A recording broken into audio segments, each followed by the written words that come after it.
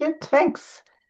So I think we're started. I can see a lot of people coming into the room. I will wait for those numbers to stabilize a little bit.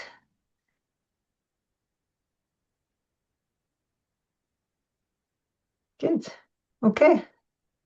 Hello, welcome everyone. If you want to say where you're from and what specialty you might come from or what your professional background is in the chat, that would be really lovely.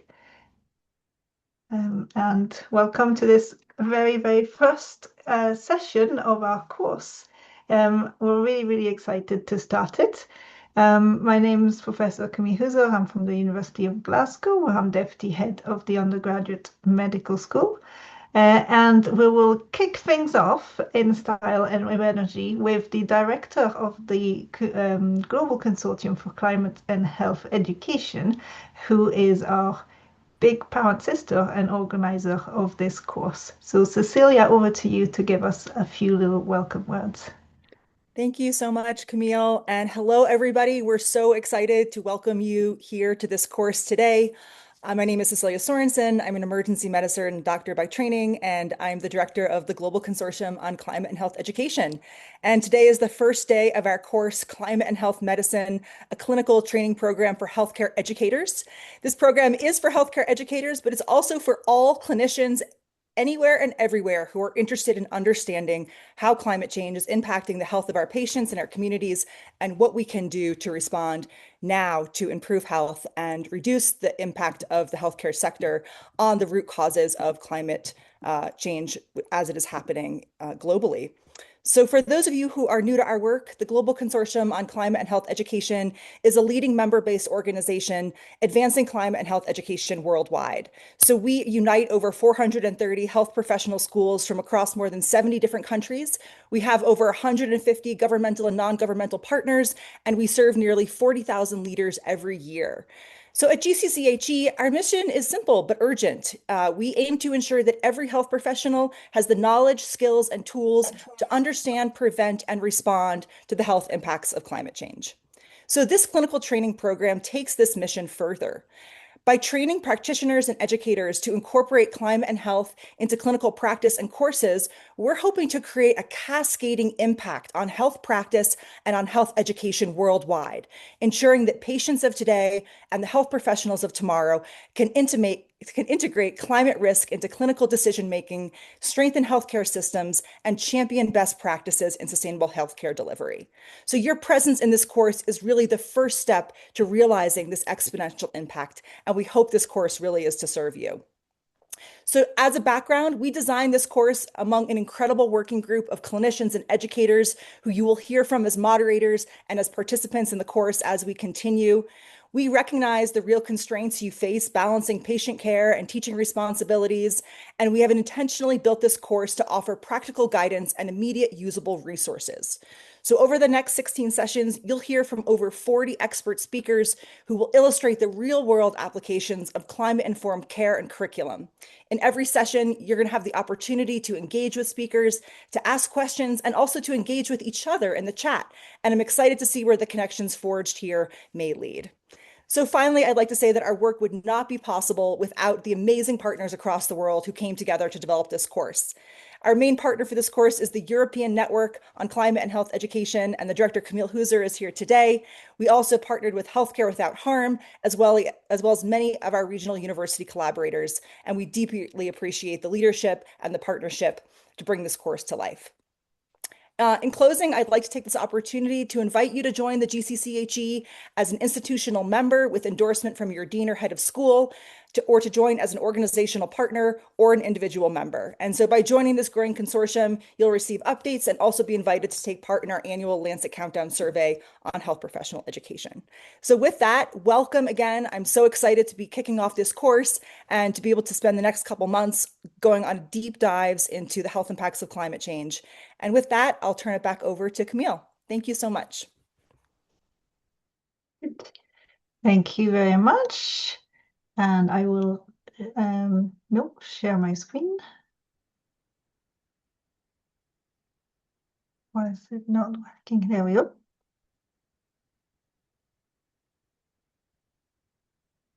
Ah, here we go. Okay. Oops, that's my last slide. So this is our course, Climate and Health Medicine, a clinical training program for healthcare educators. And this is our very first session, Introduction to Climate Change in Healthcare, the Clinician Roles and the Health Impacts.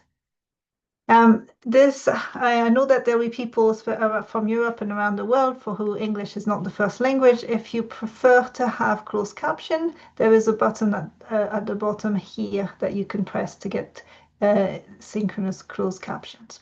So, what are the course objectives? I won't read all of that to you because that's quite a lot, but our main objective is to build climate health literacy. So we want people to be able to know and understand how climate change affects human health.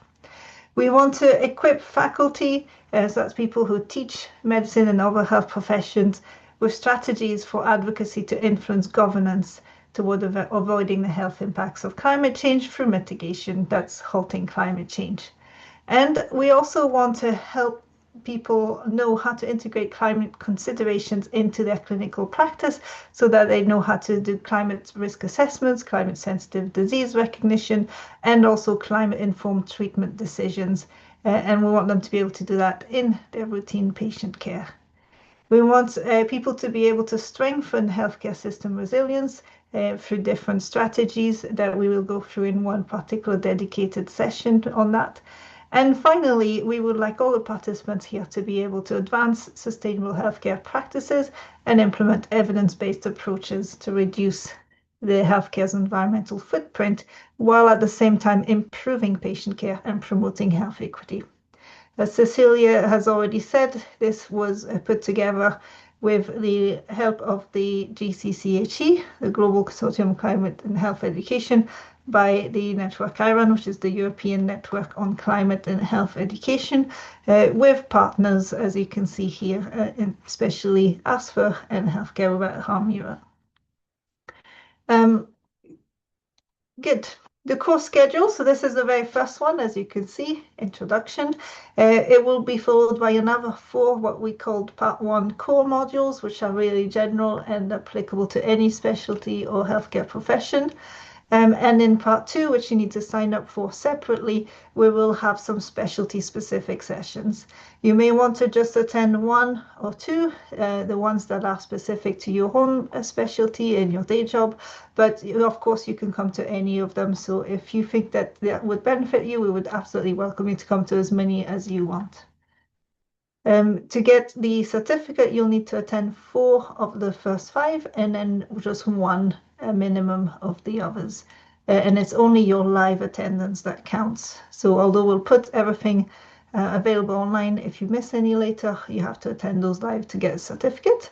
And this is how you register for Part 2 if you haven't done so yet. Please do so. Okay, so today's session, these are the learning objectives. So again, I will try not to read all of them and give you just a little summary. So we want to explain the foundational science of climate change and the general mechanisms that link that to health. And then some of the major pathways that link climate change to health, including some of the major ones noted here. Also how social determinants are involved and the inequities and inequalities that lead to having different vulnerabilities to the impacts of climate change. Distinguishing between mitigation, adaptation, and resilience as well. And finally, very importantly, what is the role of health professionals in this? We'll let the speakers tell you more about that. The session today and all the sessions will be 90-minute sessions. We'll have expert lectures, and the specialty ones will have some case studies from those specialties as well.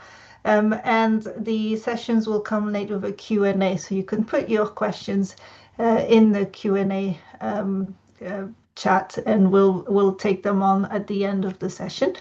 All the recordings, slide decks, and resources will be made available on the course website as well. I've just talked about this, so attendance is automatically recorded as long as you join using your own personal Zoom link. It's not counted if you join with someone else's link, and YouTube views will not count towards attendance. But if you have attendance at 4 of the 5 core ones plus 1 of the specialty ones, we will send you a certificate, which is this here.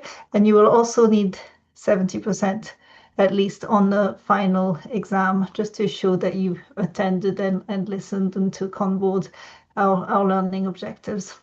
This is a little bit more information about the final exam as well. It will have to be completed using the same email address that you used to attend the Zoom sessions. It will be sent on the final day of class, so that's after the last session that we run, and it will close on the 19th of May. It'll be about 25 multiple choice true false questions, so it's not going to be too difficult, and you should be prepared to take the exam in one sitting. So once you start, you need to complete it. You can't pause and come back to it later on. Okay, we also have a WhatsApp group for the course. So if you want to join, the link should be popping up in the chat just now. Or you can use the QR code, and you'll get updates and information about the course from the planning team. Good. So now to the exciting bit. So these are our presenters for today. I'm so excited and honored. They are two giants in this field. The first one will be Professor Andy Haynes, and then we'll have Assistant Professor Renee Salas as well. I will do my final slide and then introduce you to Professor Andy Haynes, who will start the proceedings today. So the final slide is just one. If you are from a medical school in Europe and your medical school is not yet joined up to the European Network on Climate and Health Education, here is a link to find out more and join if you like to. Similarly to GCCHE, we do need the dean's approval, and the dean of the medical school needs to join. But if you want to, that would be greatly appreciated. We work together to integrate this material into undergraduate medical education. So that's all my slides. I will stop sharing and allow Professor Haynes to start sharing.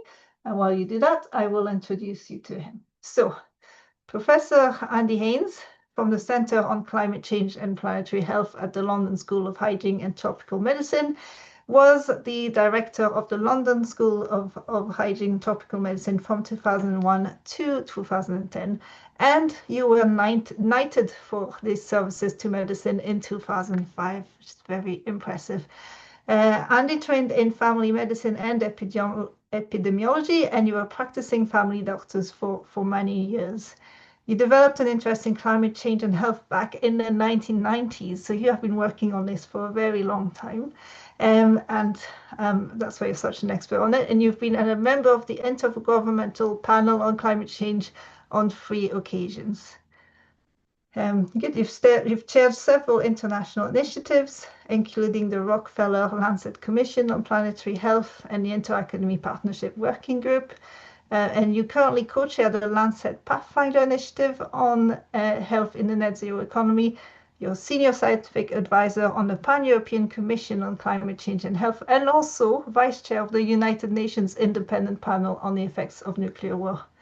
Finally, this is really impressive. You received the Tyler Prize for Environmental Achievement in 2022. And I think that's also called the Nobel Prize for Environment, right?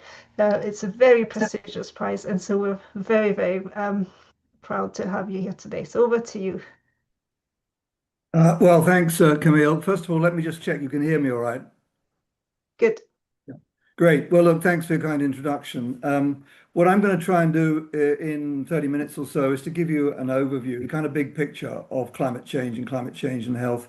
And as you've heard, I come at this as a former clinician. I'm not currently in practice, but I've had a career spanning clinical medicine, public health, epidemiology, and so on. And it was interesting. I mean, I did first get interested in climate change and health about over 30 years ago. And I think looking back on it, some of that interest may have been because I practiced in different countries and saw different patterns of disease. And I realized when I heard this concept of climate change, I thought, well, if the climate is changing, it must have implications for human health. But at that time, hardly anyone was interested. Actually, the only person who contacted me after I wrote about it was the late, great Tony McMichael, who was really one of the great pioneers in this field. And sadly, we lost him too young. So let me go straight into the kind of science of this, which, and my first slide really shows you the trend in global average temperature over recent decades. And you can see it's really been a very striking trend. And the 2025 was only marginally cooler than 2023, which is the hottest year on record. And as you can see, we've already breached that 1.5 degrees centigrade level, which was the target in the Paris Agreement. The Paris Agreement was really focusing on kind of long-term averages. But in real terms, I think you can say that we've effectively breached that 1.5 degrees centigrade target, but we can still keep well under 2 degrees if we act reasonably quickly. And we'll come back to that later. So there's no doubt that this change in global average temperature is due to human activities. That's been very well demonstrated, despite what some people might say. The science is very clear. The Intergovernmental Panel has been over and over the evidence on many occasions.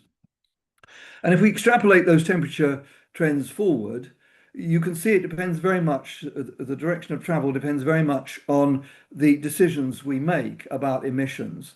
And that's particularly true as you get later on in the century, when these lines, the historical line and then the low emission line, which is SSP 2.6. 2.6 refers to the watts per meter squared. It's the amount of climate forcing.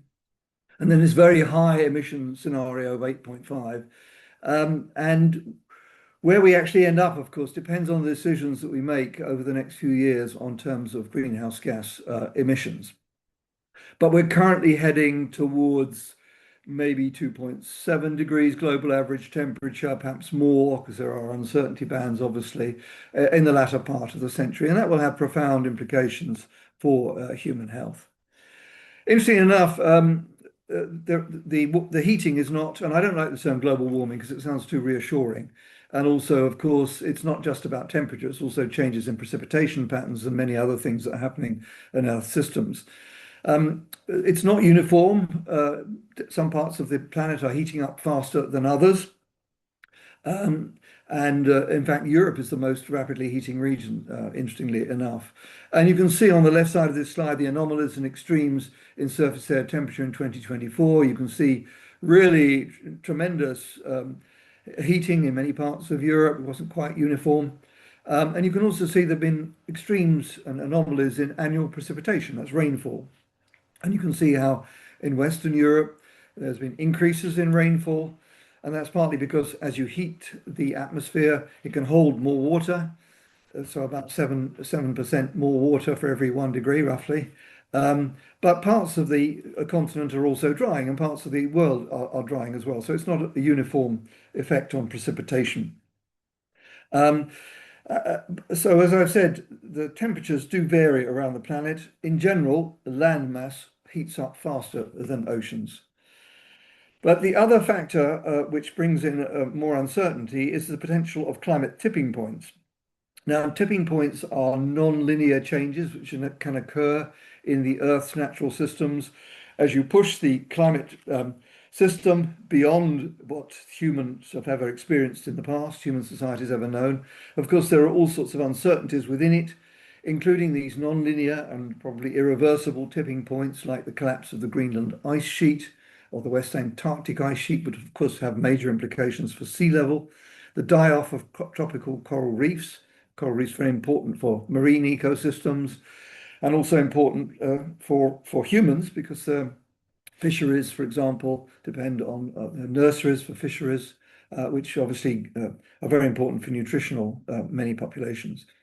So I won't read out all of these different tipping points, but the important thing to note here is that there are many of them. They have different likely trigger points in the climate system. There are substantial uncertainties, for example, around Atlantic current collapse, although the recent evidence suggests that that collapse might occur at lower temperatures than was previously thought of.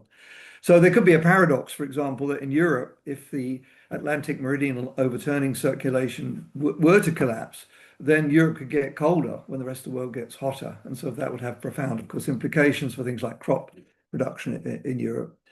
So these tipping points are important, but we have to say also that even if there weren't tipping points, climate change would also be potentially devastating for human health. So where is climate change coming from? Well, it's coming from greenhouse gases, so-called because they trap heat in the atmosphere. including what are called superpollutants. Superpollutants are said to be superpollutants because they have a greater greenhouse gas effect than carbon dioxide, which is the largest contributor to climate change.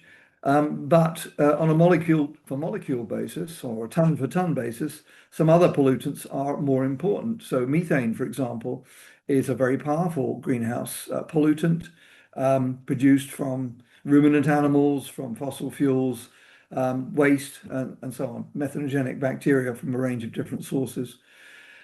Black carbon is an interesting one. So that's a very short-lived pollutant caused by incomplete burning of solid fuel in houses, for example, or old diesel engines, or agricultural burning.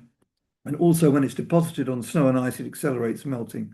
And that also has implications for human health because it's one contributor to fine particle air pollution. I've mentioned methane. Hydrofluorocarbons are important in the healthcare system because they're refrigerants, amongst other things, and used in air conditioning units as well, and also have sources in healthcare, some of the asthma inhalers, for example. And then tropospheric ozone. We have to distinguish tropospheric ozone. Troposphere is the lower level of the atmosphere. The stratosphere is the upper level of the atmosphere. If the ozone's in the stratosphere, broadly, it's a good thing because it filters out ultraviolet radiation, which is damaging to ecosystems and probably to humans as well. In the troposphere, when you breathe it in, it's bad news. It has an effect on your cardiorespiratory health. And it's also a greenhouse pollutant. It's caused, it comes from complex reactions in the atmosphere from methane, NOx, and other pollutants as well. And then nitrous oxides, which many of you are familiar with because, of course, it's used in the healthcare sector. And it's also quite a powerful greenhouse gas and stays up in the atmosphere for over 100 years. So multiple sources. CO2 is the biggest single cause, but as I said, these others are also extremely important. And the other takeaway message here is that these short-lived pollutants are important because if you want to stop climate change quickly, then if you stop methane, or if you could cut methane, cut black carbon, cut some of these other short-lived climate pollutants, then that would stop the heating process, or at least slow it down very quickly. Whereas if you stop CO2 tomorrow, it's still going to be up in the atmosphere, some of it anyway, in 100 years' time. So we need to cut both short-lived and CO2, short-lived pollutants and CO2. So very, very briefly, what are the impacts on human health? Well, this infographic from a paper I read a few years ago tries to summarize a complex and still evolving situation. And it shows you that the increased levels of CO2 and the short-lived climate pollutants or super pollutants through a range of different local demographic, socioeconomic and local environmental footprints and patterns, these influence the magnitude and the pattern of risks around the world. And these are experienced through these exposure pathways in the middle of the infographic. And these then in turn affect a whole range of different health outcomes that you'll be learning much more about during the course, during this course, and going into much more detail than we can go in this one presentation. But what you can see is that the greenhouse gas emissions, of course, are concentrated in the high income and increasingly in emerging economies as well. And the impacts are concentrated in low and middle income countries, but no part of the world is unaffected. Everywhere is affected by climate change in different ways. So we're all experiencing climate change. And these health outcomes can be really seen as being very direct. Extreme events, for example, injuries, fatalities, heat-related illness and death, air quality, for example, from increased wildfires, water quality and quantity from flooding or droughts, impacts on food supply and safety, from effects on agricultural production, for example, and of course, vector-borne disease distribution and ecology, dengue, malaria, and then the effects on social factors, physical and mental health from population displacement, probably conflict, forced migration, and other effects as well, increasing poverty. So that's not comprehensive. I mean, there are other effects as well, which you'll hear about during the course. It's true to say that many of the studies that have been done have shown the link between climate variability and health. But recently, science has evolved, and we can now talk more confidently about attributing to health effects to human-induced climate change. So we can separate natural variability. I mean, heat's always happened. Heat waves have always happened, even before we knew about climate change. But what's different now is these risks have been amplified, and we can estimate the proportion of the health effects that are caused by human emissions. And that's going to be very important, not just for science, but also for climate litigation, for example, for holding powerful interest to account. And this just shows you one example, a recent study by my colleagues at the London School in over 800 cities last summer. They estimated climate change was responsible for nearly 70% of the estimated heat deaths of the 24,000+ heat deaths during that summer, which was only a relatively small proportion of European population, by the way. And they estimated also another paper from my colleagues at the London School suggested over 2.3 million additional temperature-related deaths predicted in these cities by end of the century, of which 70% of the deaths could be prevented by rapid climate action, which we'll come back to later. It's also important to understand that heat exposure has different effects depending on where you are. Even within Europe, there are quite big differences in the temperature and mortality relationships. So in London, you've got this very pronounced U-shaped relationship. So there's big increase in cold-related deaths, big increase in heat-related deaths. Heat deaths go up very, very quickly once you exceed an optimal temperature. In Stockholm, in Sweden, it's a much flatter relationship, even though the temperature is colder. And that's probably because in Sweden, the quality of housing is much better, poverty is much less, and so on. And they're better adapted to extremes in temperature. So you need to understand your local pattern of temperature-related deaths. And also, it depends on where you are, whether you're in a rural area or an urban area, because urban areas also have the urban heat island effect. So cities are hotter than the surrounding countryside because buildings absorb the heat, if you like, and then they radiate it out at night. And more green space in cities helps to cool them, for example. So it's not uniform. It depends where you are in the city and what your city looks like. But certainly there are some important differences there. This slide really just summarizes what we know about heat deaths around the world. It's a few years out of date now, so things have moved on a bit. But it's an interesting paper looking at heat attributable deaths to climate change from 732 sites in 43 countries. And you can see from the map there are big gaps. So there's big gaps in much of Africa and Asia. And a lot of work is going on at the moment to try and fill those gaps in to actually so that we can understand the pattern of heat-related deaths. And the attribution analysis is shown on the left side of the slide, where you can see how you can distinguish using climate models between natural variability and then that added effect, the red line, which is the added effect of greenhouse gas emissions. But it's not just mortality, it's not just deaths in the elderly, it's also effects on fetal and infant growth, for example. This is a study that my colleague Anna Bonnell led, a study that we did with our colleagues in the Gambia in West Africa. And what we found here was that the exposure to heat stress in infants, particularly aged 6 to 18 months, was associated with reductions in weight for height and weight for age. And you can see that's quite a robust finding in this study. It was a secondary analysis of a previously done randomized trial. So you can see that this is an effect on infant growth of extreme heat exposure. So it's additional to the effects on nutrition, for example. And we also know from work in West Africa, also led by Anna Bonnell and colleagues in the Gambia, that some populations exposed to very extreme heat, for example, pregnant subsistence farmers here, this increases the fetal heart rate. So at the end of the working shift, the fetal heart rate goes up in exact proportion to the amount of thermal stress. And that, we believe, is because in order to maintain core body temperature, maternal physiology is diverting blood to the skin to try and radiate, to lose the heat more effectively.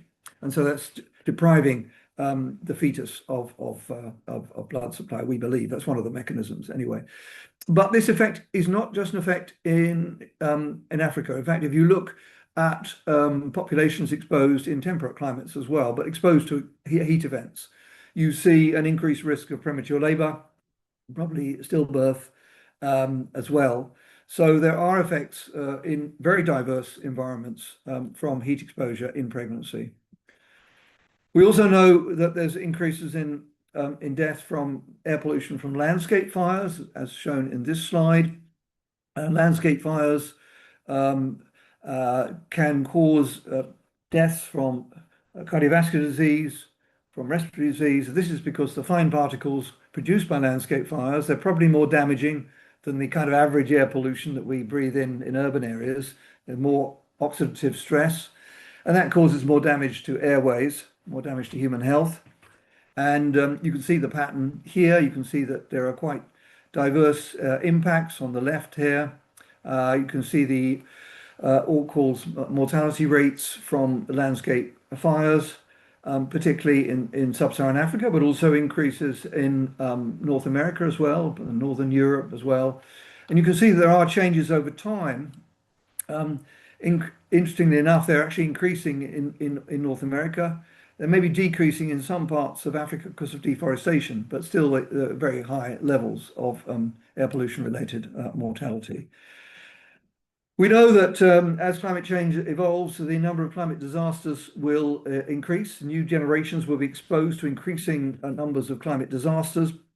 And this is a paper in Science a couple of years ago showing that a person born in 2020 compared to one born in 1960 would experience 7.5 times as many heat waves, over 3 times as many droughts, 3 times as many crop failures, and so on. So you can see that there's a pronounced shift in those people, young people who are just born in recent years compared with generations that were born earlier. They will experience a very different pattern of ill health and exposures throughout their lifetime. And of course, the situation will evolve quite rapidly. We know that many infectious diseases are affected, and I don't have time to go through them all. This is a paper by Mora and colleagues in Nature Climate Change a few years ago, and they suggested about 58% of diseases due to pathogens could be aggravated by climate hazards through different mechanisms, some through changes in temperature, some through precipitation, some through extreme storms, some through changes in natural cover, some through changes in oceans, like ciguatera poisoning, for example.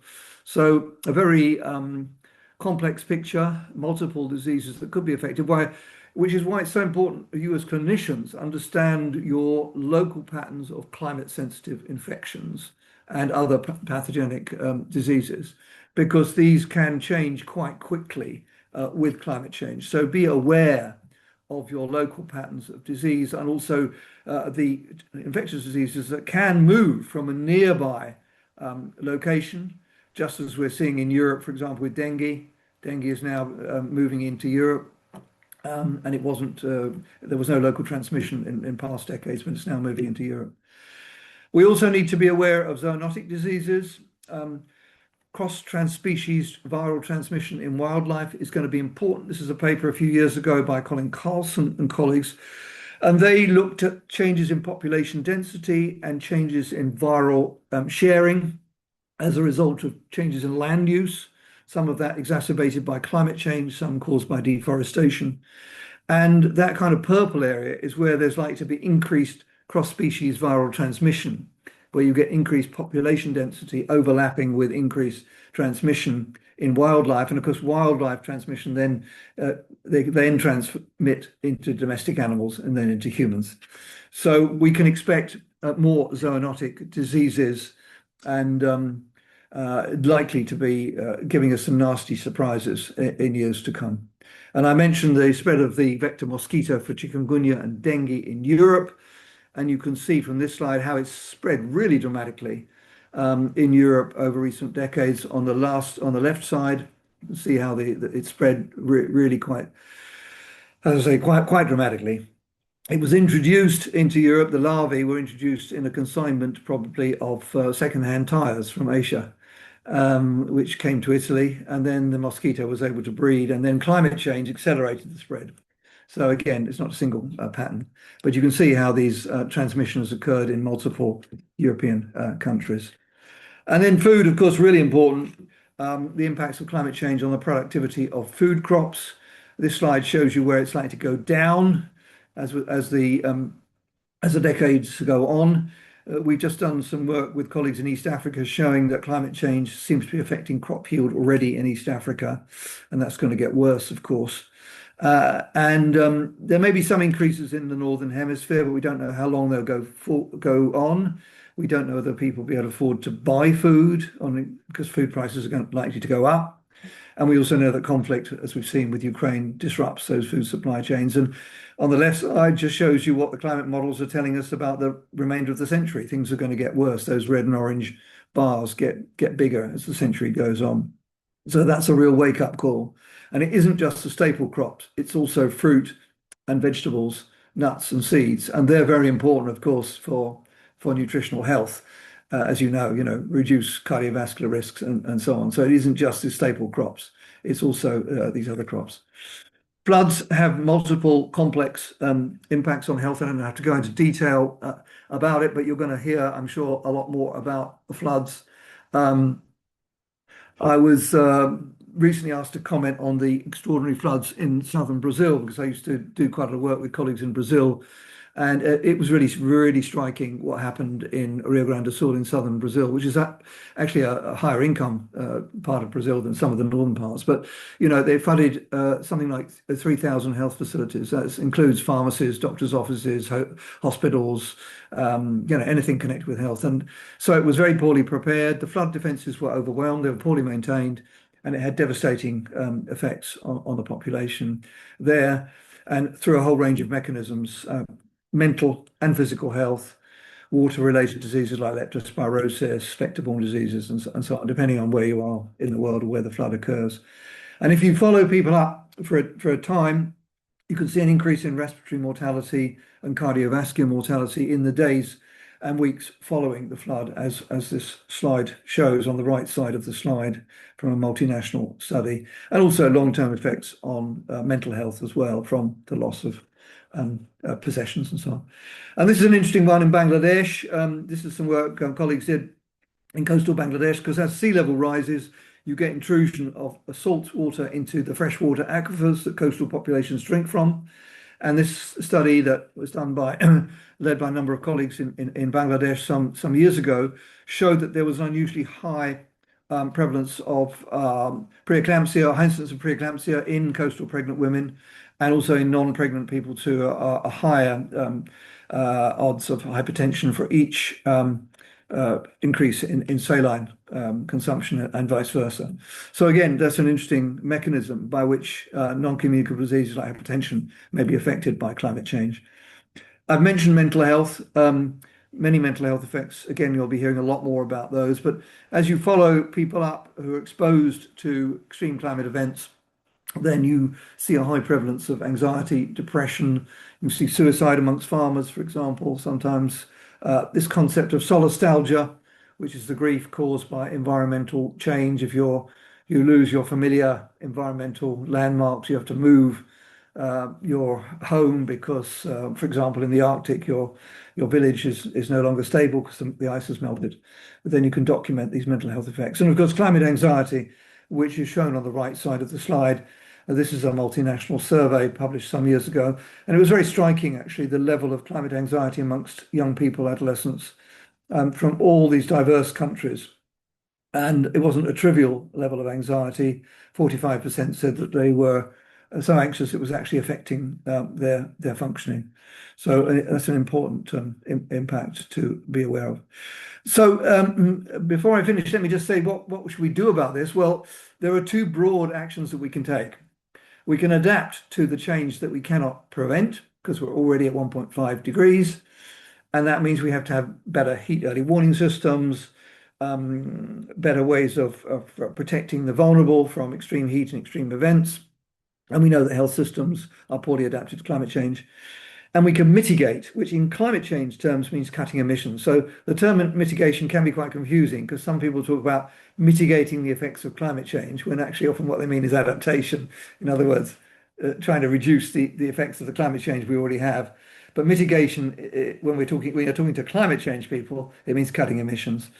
And the important thing about cutting emissions is, of course, that there are co-benefits of doing that. So if you stop burning fossil fuels, you're obviously going to cut air pollution. If you eat healthier diets, you're going to cut methane emissions, but also benefit health. Just very quickly, adaptation. This is just one example of kind of community responses.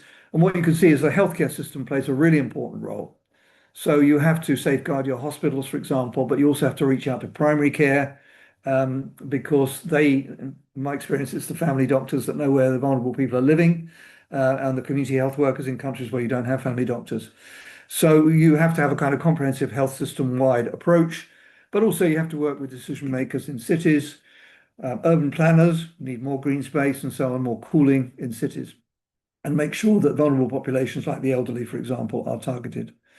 We know even in a region like Europe, climate adaptation policies are often inadequate. And this just shows you an analysis a few years ago of climate adaptation policies. And basically, to cut a long story short, it shows you that although infectious and vector-borne diseases are relatively well covered, many other effects are not. Like, for example, flooding, foodborne diseases, other extreme events are not very well covered in adaptation plans. So we know that healthcare systems are really important because, as you know, probably the healthcare system is the fifth largest emitter on the planet. So it's about 5% of emissions, more if you're in North America, approaching 8 to 9%. And we know that many countries are joining the WHO Alliance for Transformative Action for Climate and Health. But we still know, for example, in the European region of WHO, there's still a minority of countries that are committed to sustainable low carbon health systems. And only a very small number actually have a target date for decarbonising their healthcare systems. And by the way, many of those emissions come from supply chains. So if you want to decarbonize the healthcare system, you also have to think about where you're getting your supplies from, work with the pharmaceutical industry, the medical equipment industry. So it isn't just about going towards net zero energy in the clinics or hospitals. It's also about decarbonizing the supply chains and increasing prevention. So the headline message is that there are big co-benefits to decarbonizing our economy, including the healthcare system. We estimated some years ago about 5 million deaths a year could be caused by air pollution from fossil fuel burning, much of that fine particulate. So it's the PM 2.5s that get deep into your lungs and increase the risk of heart attack, strokes, lung cancer, and other probably Alzheimer's, probably cognitive impairment. Physical inactivity, obviously important. Best way to get people active, the population active, is through active travel in people's day-to-day activities. And if you're a clinician, then obviously advising safe walking and cycling and so on is an important part of prevention. And then, of course, diets. The Lancet Commission, really important work. I wasn't involved personally, but I think it's a great report. And they've recently relaunched their report suggesting over 15 million deaths a year could be prevented by shifting to healthier diets, what they call the planetary health diet, over coming decades. So I think I'll jump over that one.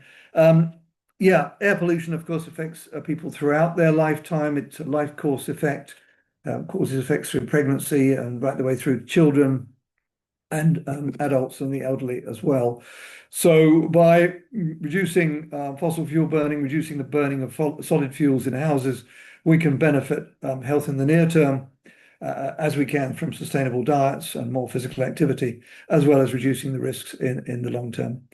And finally, I would say, it's very important to, although you're working with patients directly, also think about working with public health professionals, work with your local city governments, for example, promoting these kind of policies which can benefit climate and benefit health, including access to green space. And it's great to me as a former clinician to see that more colleagues now are recommending social prescribing, green prescribing, which in sometimes is more acceptable to patients, I think, than just telling them to go out and run. Most of them aren't going to go and run. They're not going to go to a gym. But if you say go to the park and spend a bit more time in nature, that becomes perhaps more attractive to many people. So I think I'll sort of stop there. I've got several other slides, but I'll stop, I think, on this slide and just say, I think it's really important to remember that although it's easy to get sort of sidetracked and thinking, oh, it's all doom and gloom. And of course, we are really seriously concerned about the kind of climate denial and the irresponsibility we're seeing from some decision makers. And we will be mobilizing, and we are mobilizing, you're mobilizing the health community. And also we're going to be working with decision makers in cities, national governments, our colleagues in the legal profession. But it's really important to remember that positive framing can bolster public support for climate policies. as a number of studies have shown. And it is still possible to keep well under 2 degrees if we act quickly. So I'll stop there, stop sharing, and I will hand over to Renee for the next presentation. Thank you. Good. Thank you so much, Andy. That was a brilliant tour of all the impacts of climate change on health, and we'll be looking at a lot of these in more detail in the coming sessions. Renee, you've managed to share slides very quickly, but I will give a little introduction to you. We're also very, very honored to have you here with us. You're the founding director of the cooperative and the lead of the Lancet Countdown US Working Group. You've come to us from the Massachusetts General Hospital and Harvard Medical School.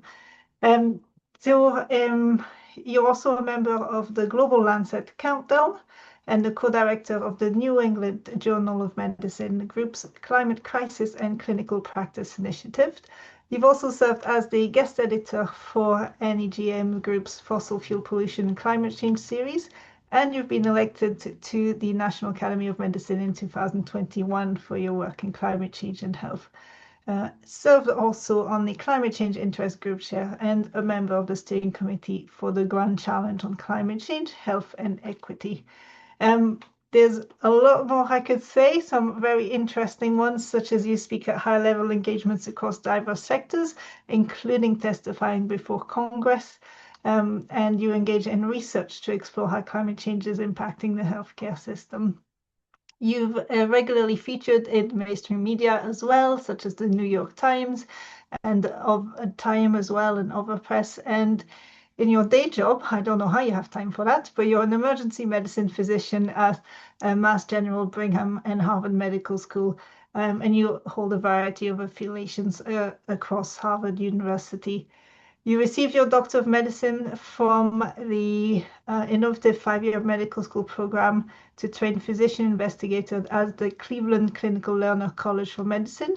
You have a Master's of Science in Clinical Research from the Case Western Reserve University School of Medicine, and a Master in Public Health from the Harvard T.H. Chan School of Public Health as well, with concentration on environmental health. So over to you. Well, thank you, Camille. That was a very generous introduction, and definitely didn't need to cover all that, but I appreciate it. Thank you for moderating and leading us. Andy, as always, honor and privilege to speak alongside you and to learn from you. And Cecilia, thank you for your continued leadership and for hosting this course. It's really an honor and privilege to be here, and it was so exciting to read through the chat and see where everyone is coming from, the power of technology to connect us all in this common mission. And I think I just want to share that I saw and really identified climate change very early as threatening the very mission of why I went into emergency medicine and to begin with, which was to improve health, save lives, and advance health equity.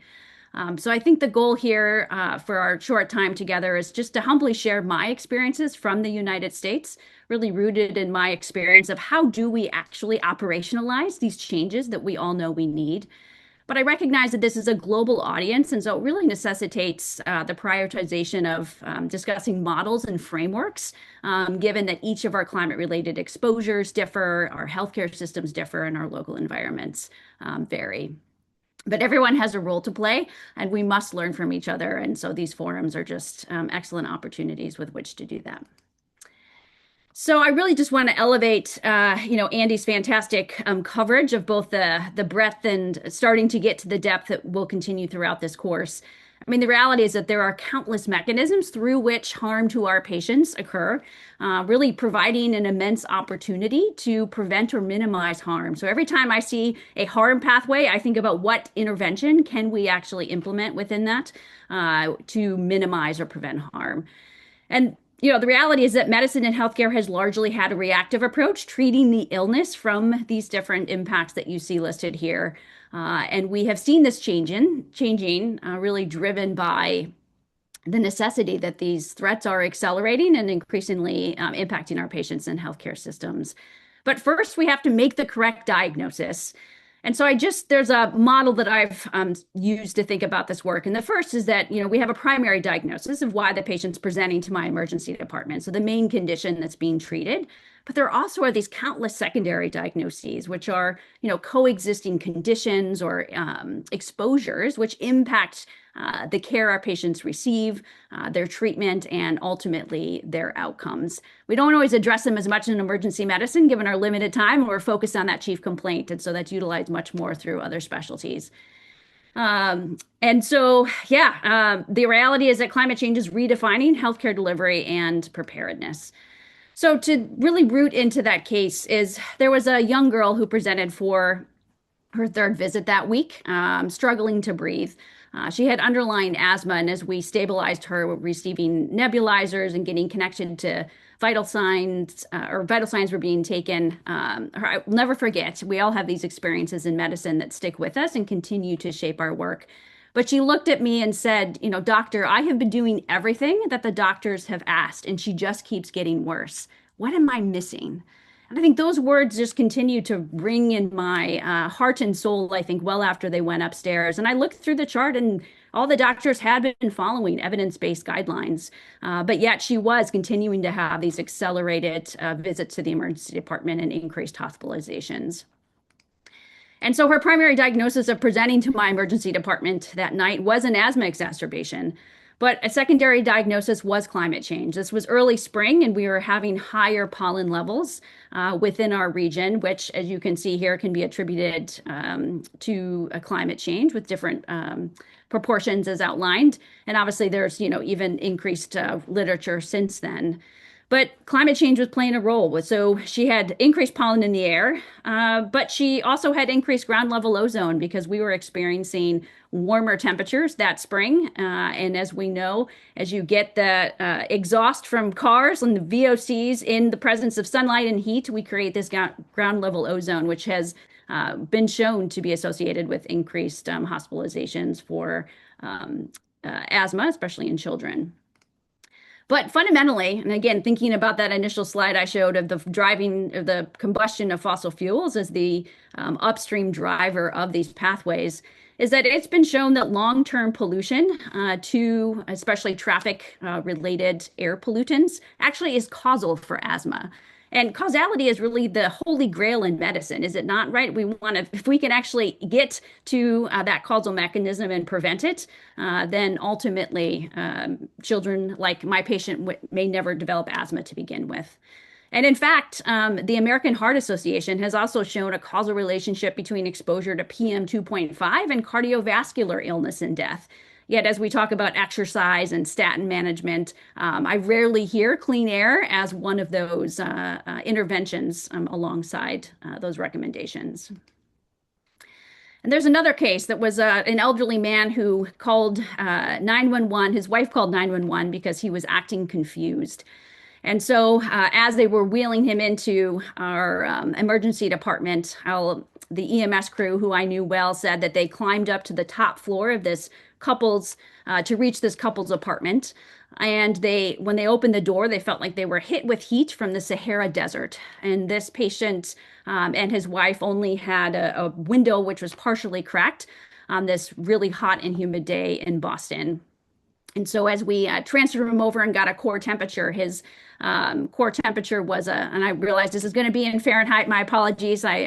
Disclaimer in advance, but was 107 degrees Fahrenheit. And so he clearly had the diagnosis of heat stroke. And so, of course, we made that primary diagnosis, but as you heard from Andy and as increased attribution studies have shown, that climate change is responsible for a rising number of heat-related mortality. And of course, as really just to reiterate, there is geographic variation across the U.S., just using the U.S. as an example, and upwards of a 20-degree Fahrenheit difference, for example, between the Northwest and the Southwest. And this use of heat index here is really important because we know that the consideration of humidity is vital as we consider thresholds of harm for our patients. And it highlights that these geographic differences in an underlying infrastructure adaptation, like how many homes or businesses have air conditioners, our behavioral responses to heat, and even our physiologic adaptation differs. And just really stresses that point that Andy made that we, really need to have local data driving our responses within clinical practice and healthcare delivery. And sort of the last example I want to give is that can you imagine if there you were called for an ambulance and you were told that you had to wait 20 hours and that you finally did when you made it into an emergency department, that they were struggling with record high patient volumes.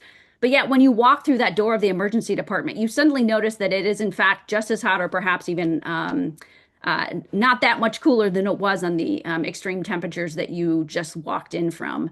And so the indoor temperatures, for example, could be 32 degrees Celsius in emergency departments and 38 degrees Celsius on acute care floors, leading to the fact that CAT scan and MRI machines are overheated and not functioning. Now, this all may sound like something out of a horror movie, but this is in fact just some of the realities that unfolded in British Columbia, Canada, during the catastrophic heat wave, which happened in that region in June of 2021.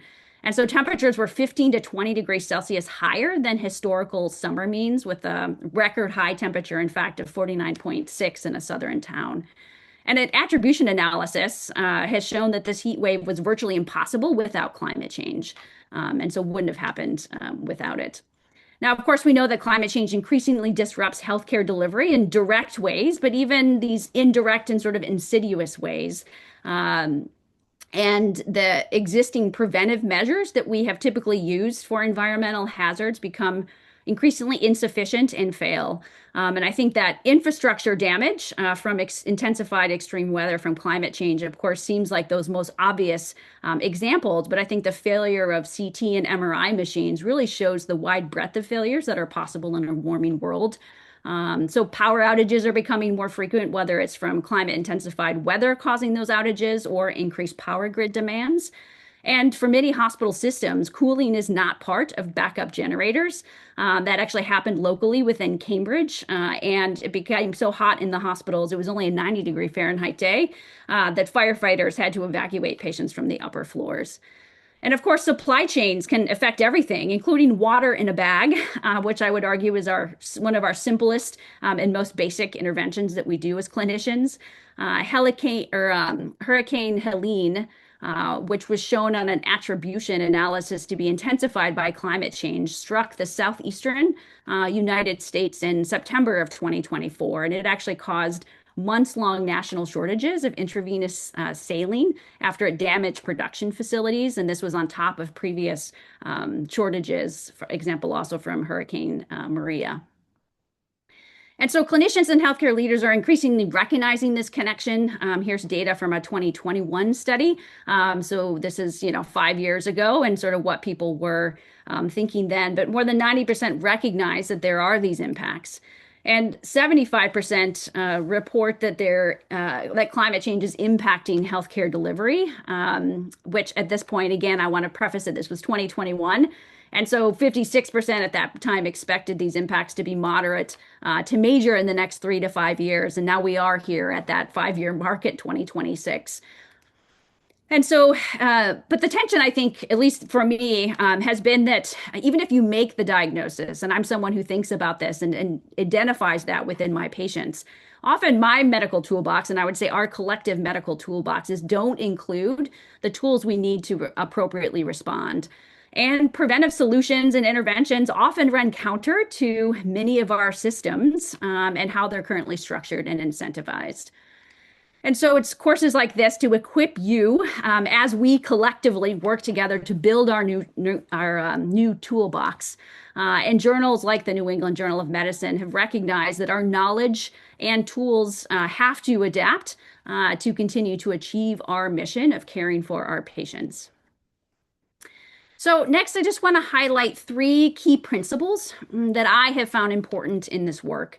And the first is really, how do we identify the vulnerability within the patient in front of us?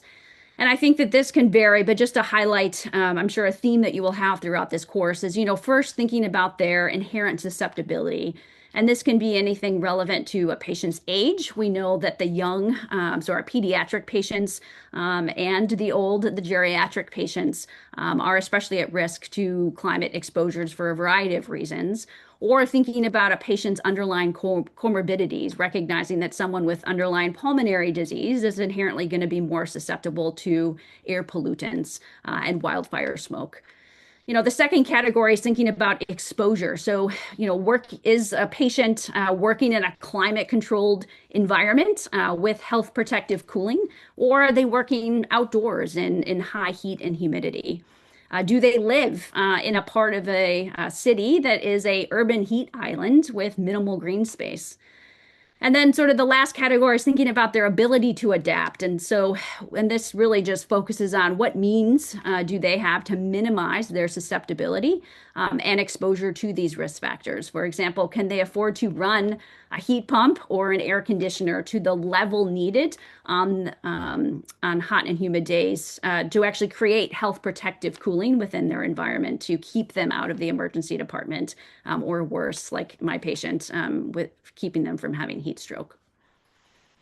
The second one is recognizing that climate change is making hazards and disasters happen at the same time. And so as this rate of these concurrent disasters and hazards occur, it's an example like thinking that heat and air quality are sort of increasingly occurring together. And then that actually creates issues when we think about patient level interventions or recommendations. So you may want to think about asking a patient to put a fan in a window on a hot day, recognizing if it's below the threshold where cooling can still be effective. But if there is wildfire smoke, which has come down from Canada, for example, in Boston, and they have underlying pulmonary disease, and even if they don't, that is actually going to run counter to it because now they're going to be pulling in poor air quality. Or thinking about superimposed kind of tropical cyclones and heat waves happening together, leading to power outages. And I think as climate change makes these cascading failures compound, they can create impacts on healthcare systems that are really difficult to model or even predict. And then sort of the third principle is thinking about that climate change literally touches everything. I don't know if there's any other photographers out there. I don't do it as much as I used to, but it was continued to be sort of a hobby of mine to observe and document the amazing natural world around us and the amazing people in our lives. But so thinking about it, if you have a lens and you're looking through it, given that climate change is touching everything, it means how do you view whatever it is that you're analyzing or working on through how climate change is impacting it now, and then how is it going to increasingly impact that in the future? And I think we have to view everything through that lens in this moment. So to briefly kind of take some of those principles, put them into action, and walk through kind of potential ways that we can build out our collective toolbox to respond to these diagnoses that we're increasingly making. I just want to highlight a few kind of frameworks that will be further explored within the course. And so the first is obviously recognizing from a mitigation standpoint, we have to decrease the rising greenhouse gases that's being produced from human activity with the burning of fossil fuels as that primary driver. And so clinicians and healthcare systems obviously have a key role to play, and I'll highlight just a couple ones. But we also have to recognize that we are embedded within systems, and so we can be those initial domino to really leverage our economic, social, and political influence to really catalyze mitigation across other sectors. Because us mitigating and sort of reducing our emissions in healthcare is not going to get us to where we need to go as quickly as we need to. And of course, sequestration, never forgetting that, healthcare can promote what nature can do better than any technology that has been created. So putting carbon back in the ground and planting trees. So thinking about kind of that acting upstream, here are some examples that have been recommended through the Climate Collaborative with the National Academy of Medicine and obviously a whole host of collaborators. And so these, again, will be further explored, but can just sort of start to highlight that, we can think about the medication choices and the carbon footprint of those. We can engage with telehealth options, especially as we think about disruptions potentially to infrastructure and not allowing patients to be able to come to hospitals. How do we optimize our diagnostic testing to reduce low-value testing and treatments? How do we reduce waste and, think about PPE use? And of course, from a healthcare system level, all of these things have to be embedded within system practices. And so supporting institutional programs and sustainable procurement And of course, educating and helping people see why these often abstract greenhouse gases matter. And so hence kind of the audience here. I know there's primarily educators here that we have a powerful role to play to make those connections on sustainability is not abstract. It's actually affecting my patient, my 4-year-old or my elderly patient with heat stroke. And so with that, I think moving kind of down to this second layer of the framework, and recognizing that adaptation and resiliency, we sort of highlight public health, clinical practice, and healthcare systems. And there's sort of these dashed lines here because often these operate independently of each other and kind of more in silos. But they're not separate entities, and they in fact are all working on the same river continuum of where our patients are experiencing harm. And so solutions must be coordinated and integrated across these, centering communities and bringing in the multi-sectoral stakeholders that you heard from Andy. So I'll get rid of those lines. And so also then thinking around the how to approach this, we know that changes and adaptation to, for example, clinical practice is going to vary based off the specific exposure pathway that we're considering.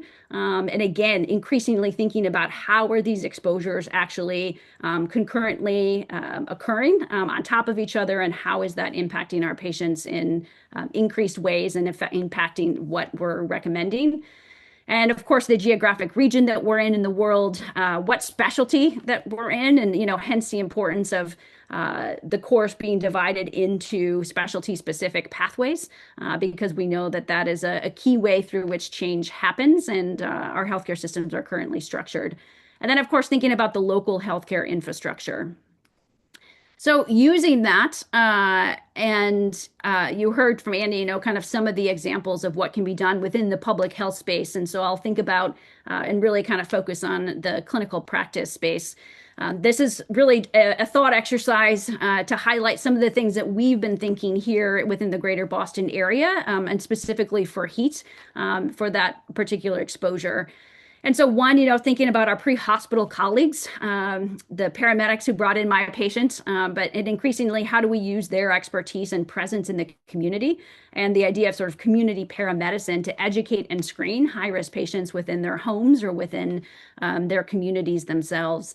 Thinking about patient screening, we have this powerful electronic medical records that we use, and how can we actually have risk scores and tools that can actually flag high-risk patients for us, and then kick off a pathway with which intervention can occur.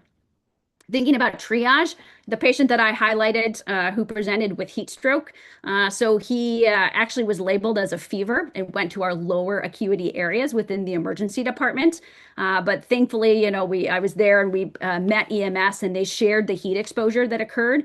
And so he was rapidly transferred to our highest acuity area and cooled. But as we think about, for example, EMR flags, when certain environmental thresholds are present within our communities, that a nurse needs to ask for every patient who has a fever about heat exposure in order to prevent some of those potential mistriages. So we think about diagnosis. There's, the art of AI. People have a lot to say around AI. But I will just say that, there's an opportunity, for example, AI-assisted tools to flag for clinicians when environmental conditions are actually present that could lead to an ICD-10 diagnosis, which is at least the coding that we use here in the US. So if we're doing an asthma exacerbation as that primary diagnosis, we could also include those secondary diagnoses of exposure to air pollution, which is a diagnosis code that exists, and can also help us then as we think about the local data and tracking that we need.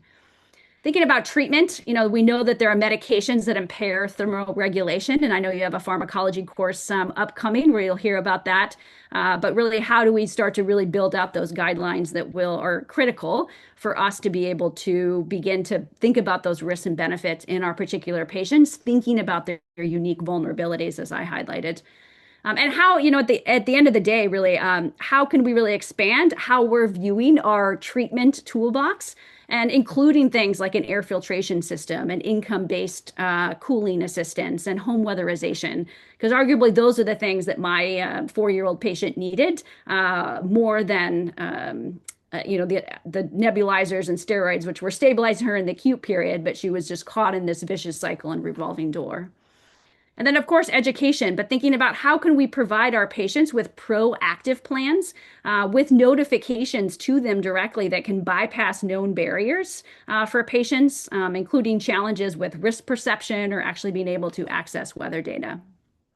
So those are just some examples. We could literally probably spend all day going through this and, learning from your particular system and experiences.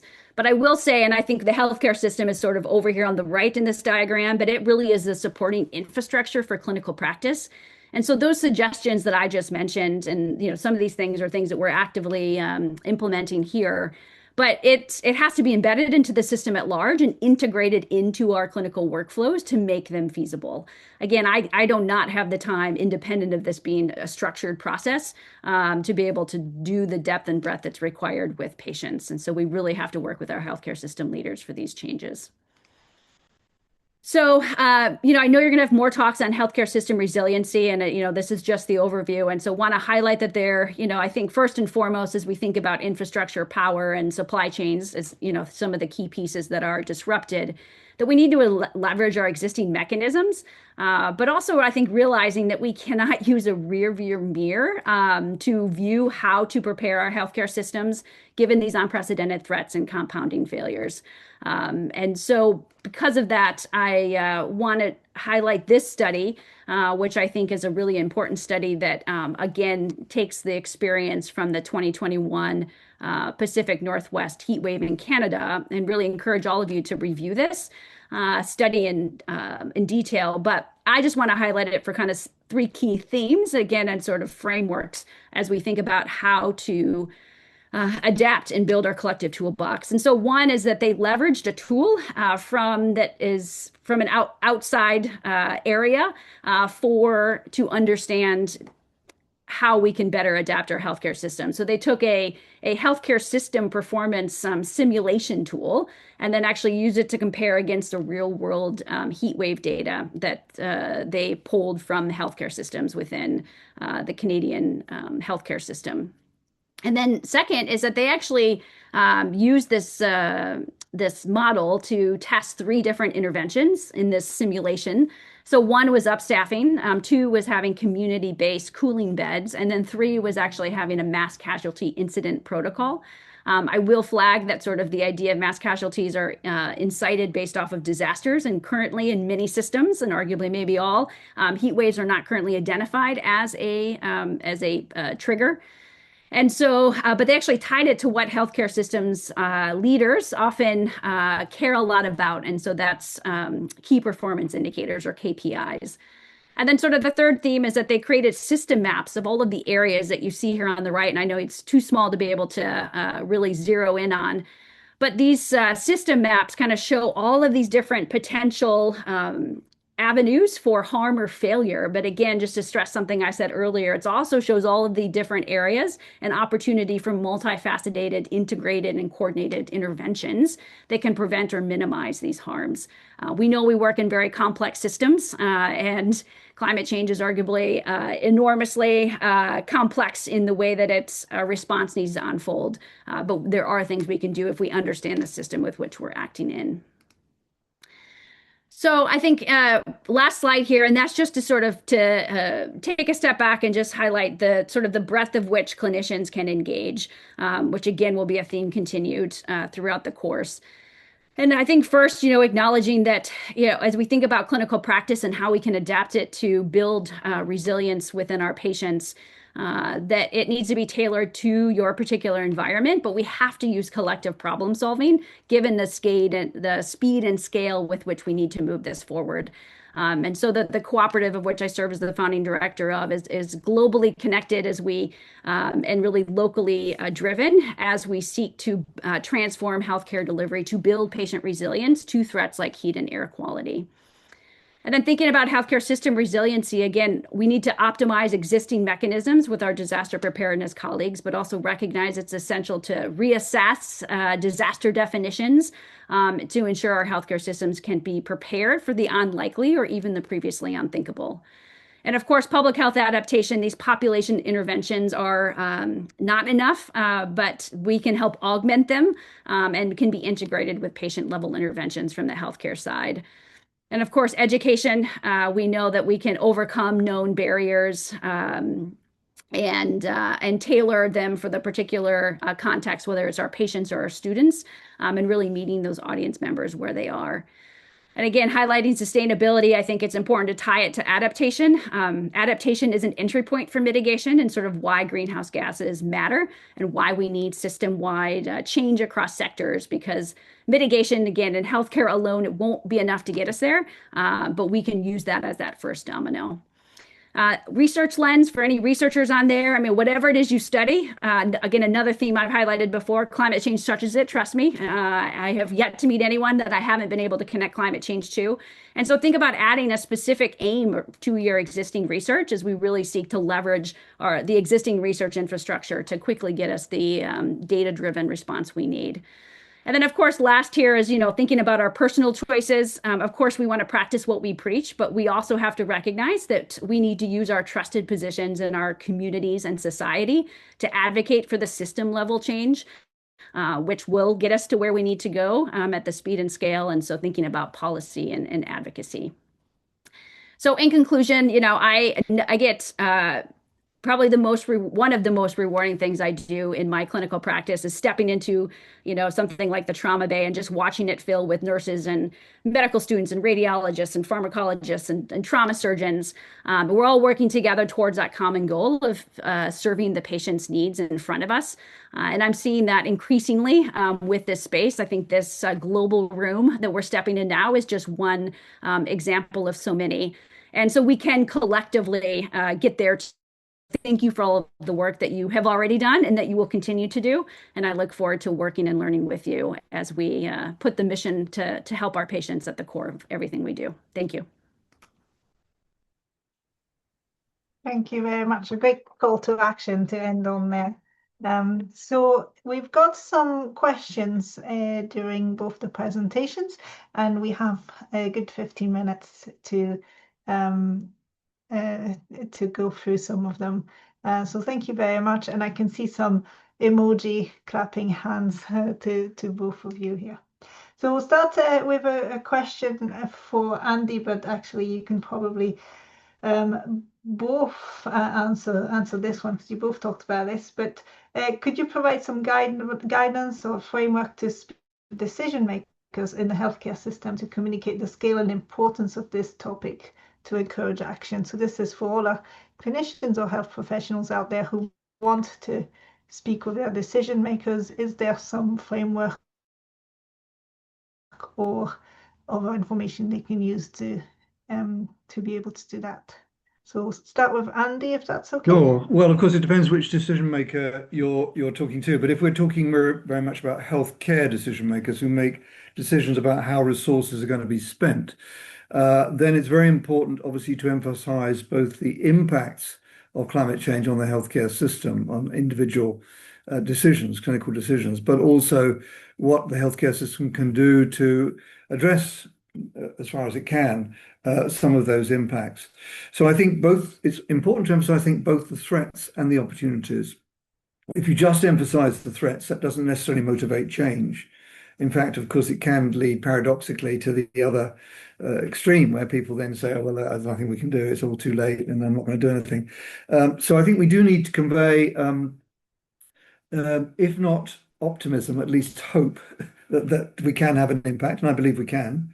And I think that we should also be confident that the health, and I think Renee made this point, the health professionals have a lot of influence. If you look at most opinion polls in most countries of the world, you see that often it's nurses who are the top and doctors are amongst the most trusted professionals.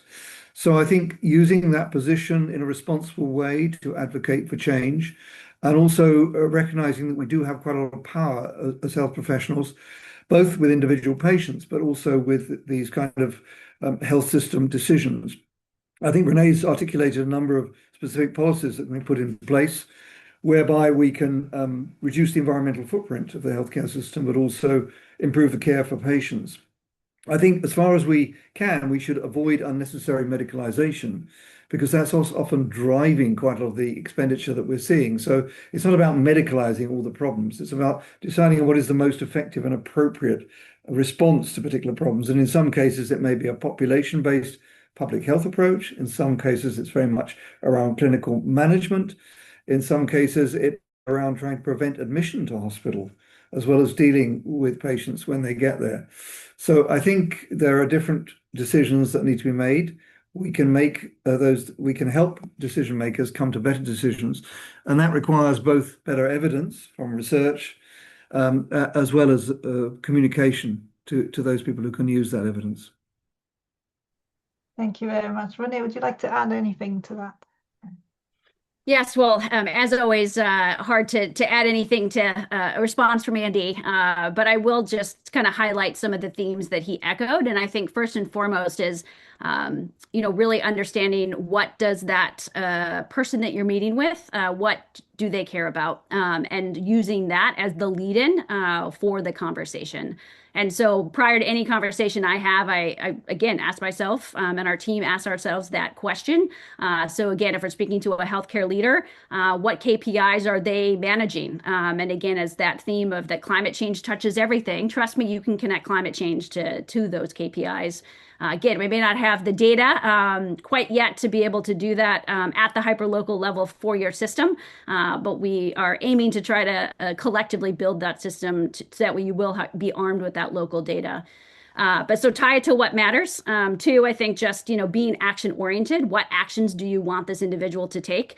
And again, thinking about what are those small wins that you can do with that decision maker together, whether we're thinking about a healthcare system or we're thinking about policy and building that relationship, because early wins can lead to you tackling the harder, more complex things that really require action across multiple stakeholders and sectors in a coordinated way. And then, of course, three, I think is, I think I saw this pop up in one of the responses here, but we have powerful stories to tell as clinicians. And so using that personalization of data. Yes, we have the data, you've heard data from both of us here around all of the harms that are occurring, but nothing quite puts a face to that data like a clinical story or a patient story that you have. And so using both how this affects you and your work, how this affects your patients, and why these actions are actually critical to provide high quality, accessible, and affordable care in our current environment. Great, thank you very much. There's so many good questions. I'm sorry that I'm going to have to pick only a few. But related to that one, there was one about positive framing, and I think you've talked about that one already. So I'll move on to another one which is also related. So how do you see the role of clinicians evolving in climate advocacy, and where should we draw the line between professional responsibility and policy engagement? So some of our clinicians and members want to go into advocacy. What is their professional responsibility and what is policy engagement? Where does the line sit between those? Andy, would you like to start? I think advocacy is fine, it's great, but I think as a clinician, you have to base it on firm evidence. So I think the great thing that we can bring as health professionals is our analytical skills to analyze the evidence and to present it in a way which people can understand. And I mean, you're used to doing that because you communicate with patients all the time. You have to communicate complex ideas which may be very relevant to the decision making that they're going to make. And of course, increasingly, it's not a question of just imposing a decision on a patient. It's very much about working with the patient to understand what's the best outcome for them. And to some extent, I think that's the same when we're trying to change policy as well, policy and practice. As Renee has said, you have to understand the perspective of the person you're talking to. What are their priorities? It's no point just hitting them with yours. You have to understand what theirs are and how the point you want to make about climate action can be integrated into their policies.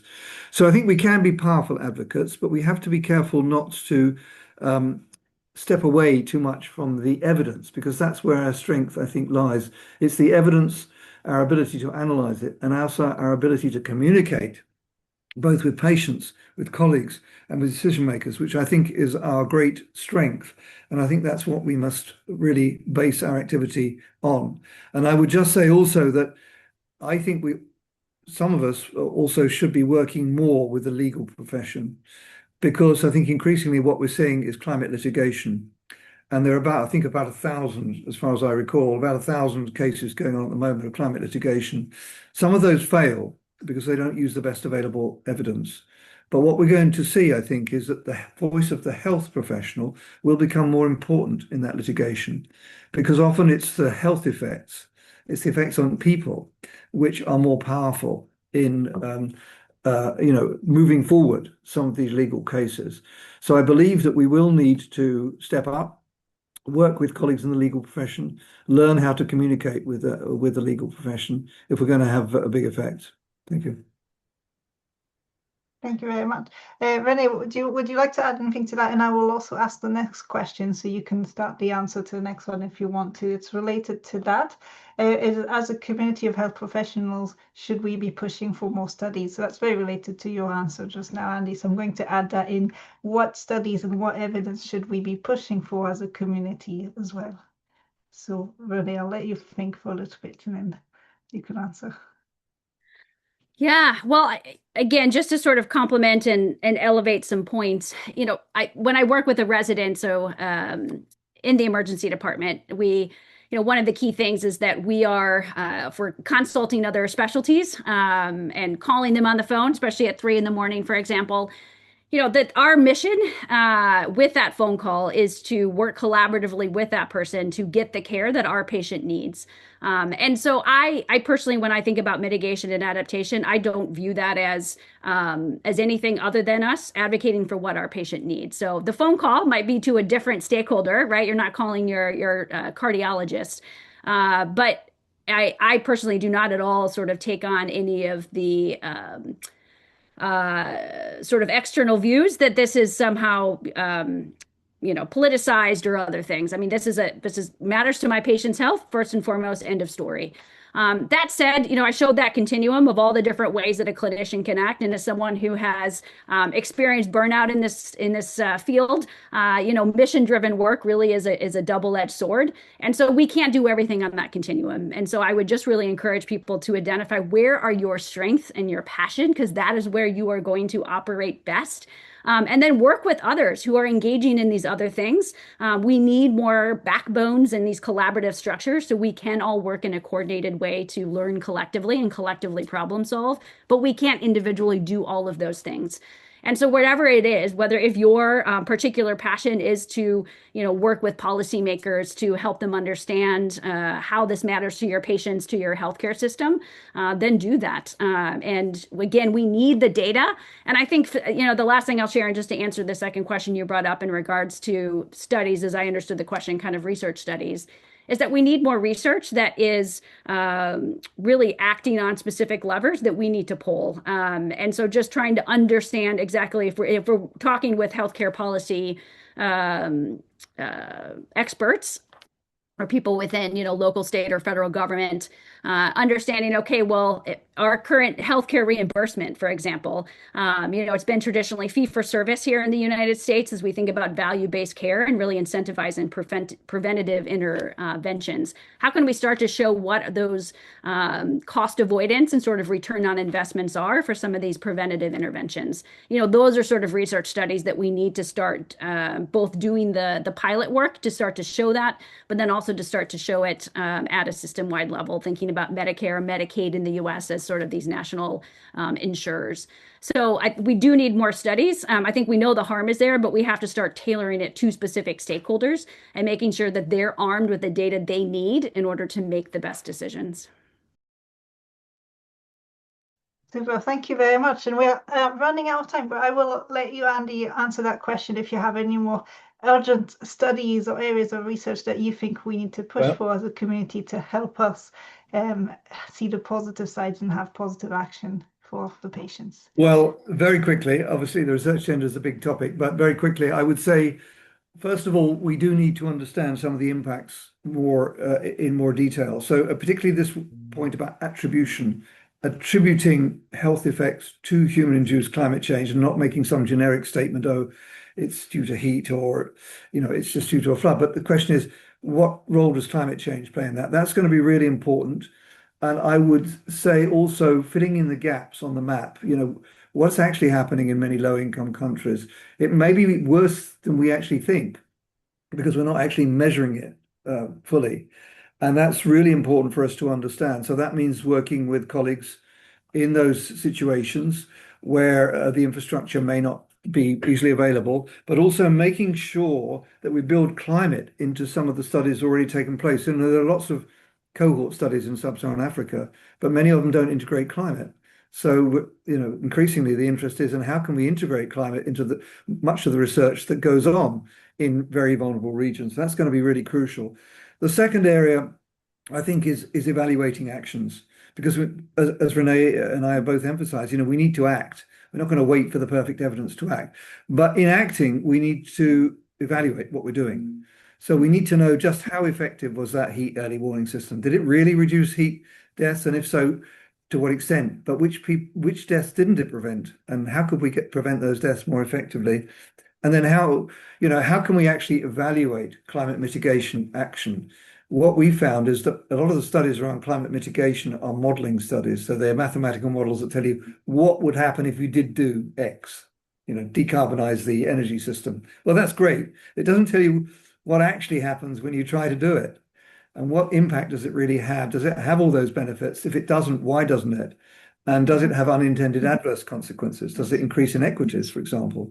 If you tell everyone to buy an electric vehicle, poor people can't buy electric vehicles, you're going to increase inequities. So I think evaluating the trade-offs and effects on equity of actions is really important. Thank you. Well, thank you very much. And I'd like to join all the participants who've been clapping and thanking you so much for your very informative presentations today. It's a shame that we didn't have longer for a discussion. I think we could have discussed all night on this. It would have been great to talk more about prevention and education and how we educate people. But luckily, we have more sessions coming up, so we can explore these and have more Q&A sessions at each one. So thank you again to both of you so much for your very, very interesting talks and a really good and engaging first session.